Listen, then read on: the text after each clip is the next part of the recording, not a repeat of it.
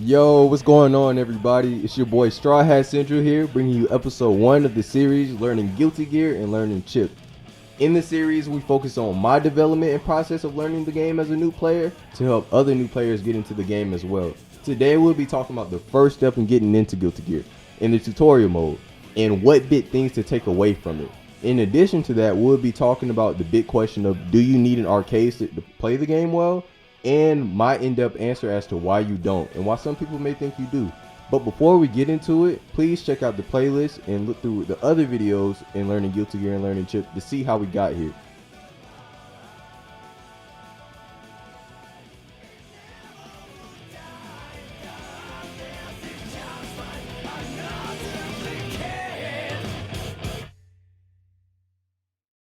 So you picked up Guilty Gear, you've decided on a character, and you're ready to learn the game. What's the first thing you need to do? You need to go to tutorial mode. While it may seem obvious and like, Straw, man, I already know that, I'm going to do that.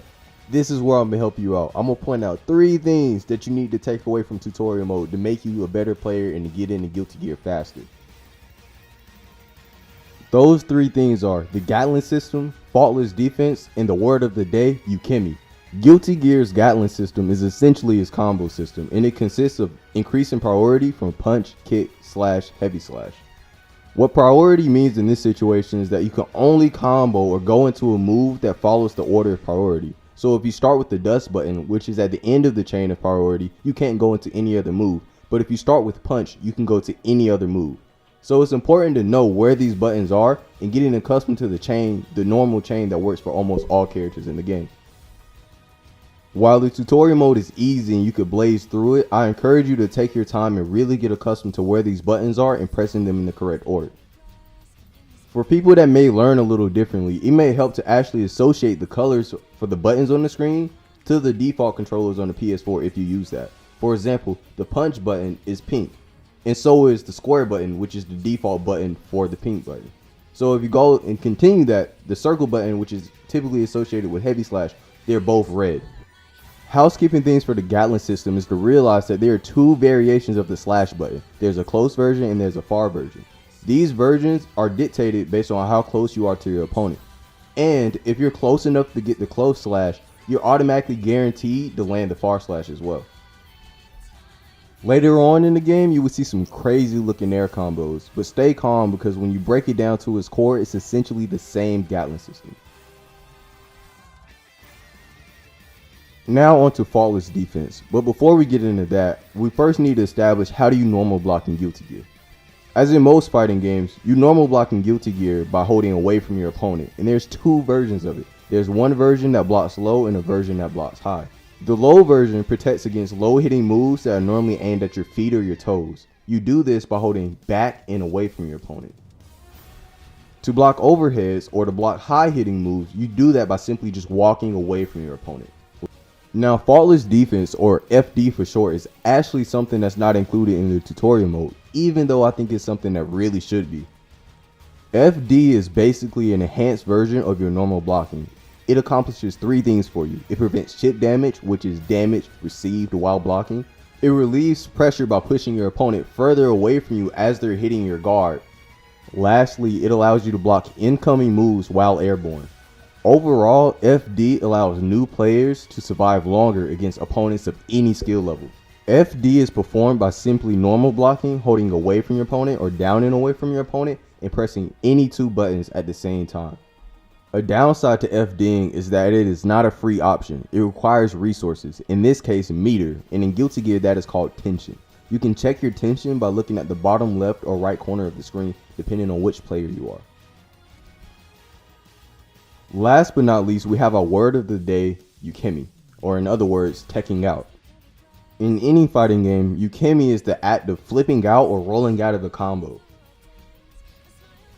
You do this in Guilty Gear by simply tapping the button while getting hit.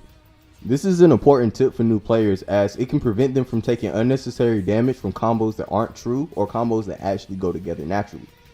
The indication that you've been hit by a combo that's not true or that you could have teched out is by seeing a black beat for your combo or your opponent's combo. Seeing a red beat or normal beat shows that that was a true combo that could not have been teched out of.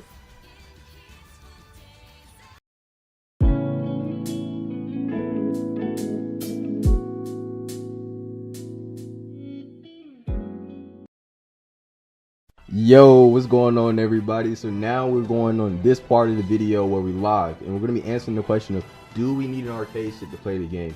And the reason why we're answering that question is because we just got a taste of the smell of the game.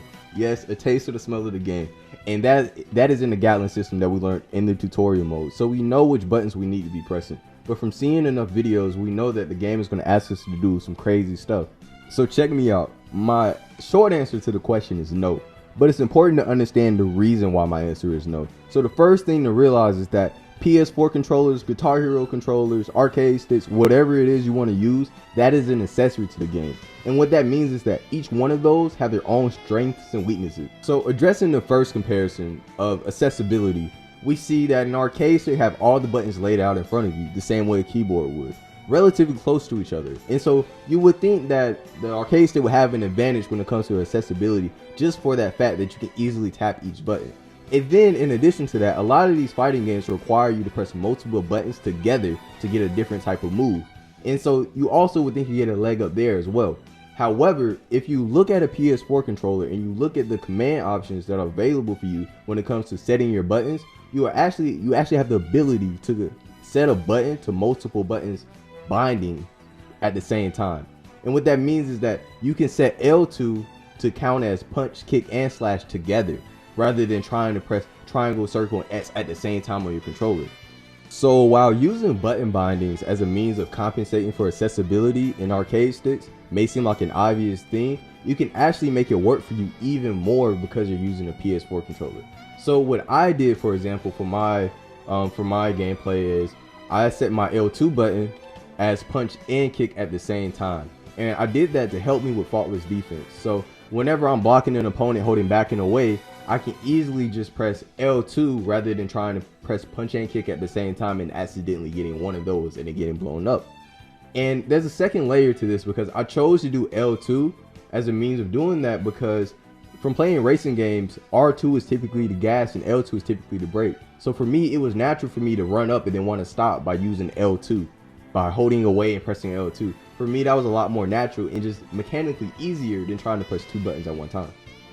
So here I'll be using the joystick from a DualShock controller to demonstrate and simulate an arcade stick in comparison to the D-pad. So an important thing to realize about the joystick is the fact that physically, as an accessory, it returns back to neutral after you move it. So here I move the joystick to the left, I let it go, it returns back to neutral. And it's important that I say physically because yes, while if I press a direction on the D-pad, my input will return back to neutral after, it physically doesn't change at all.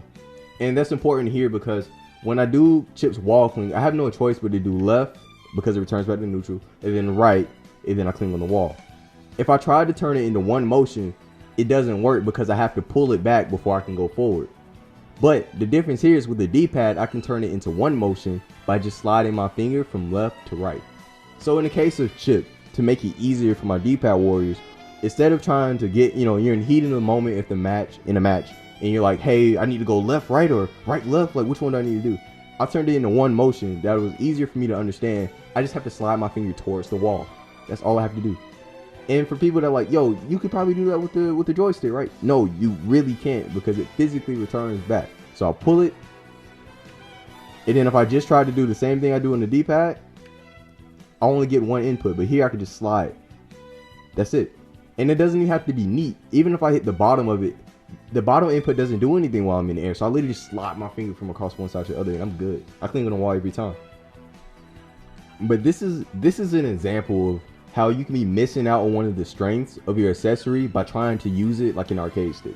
If I never would have tried to just simplify what the fuck I was doing, then I would still be trying to do it the way that it showed me in tutorial mode, to press left and right.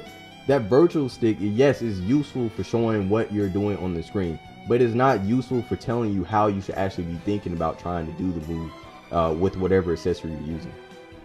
Some people may say, hey man, like all you have to do is practice, get good, and like, yo, like it's not that hard. You don't have to come up with these ways of doing things. Well, there comes another point in time, right, when you want to take since I'm talking about Chipp, when you want to take Chipp to the next level, you want to really fuck people up using wall cling and everything, it becomes difficult to try to do all these little micro inputs in the dash in fast enough to make it happen.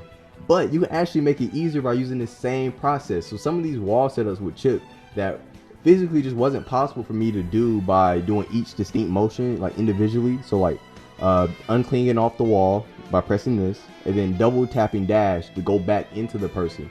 I can press that and then just do the motion, and you can see it on the virtual stick, but it's not fast enough for Chipp to do it. I simplified that by, instead of doing away towards, all I did was slide. And then what it does is the first button that I did on the slide from here to here, this uncleans, this makes me go in the direction that I want to go. Me doing it again counts as a double dash and makes Chipp come back in. So it really simplified like 5 different complex inputs that I would have to do in a match to just 2 motions, 1, 2. Ooh, yo, that was a lot. But don't try to remember the things that I say. Like, don't worry about writing down this stuff. As we continue with the series with Chipp, I will take my time and definitely highlight the moments where I found a chance to minimize the number of motions necessary with the D-pad, and I would definitely go through and show how to make stuff easier when necessary and when possible. There are going to be times where nothing can help you but just literally execution and practicing it, and it will come with time with some situations. But in places when I can make it easier for you and I made it easier for myself, I will definitely let you know.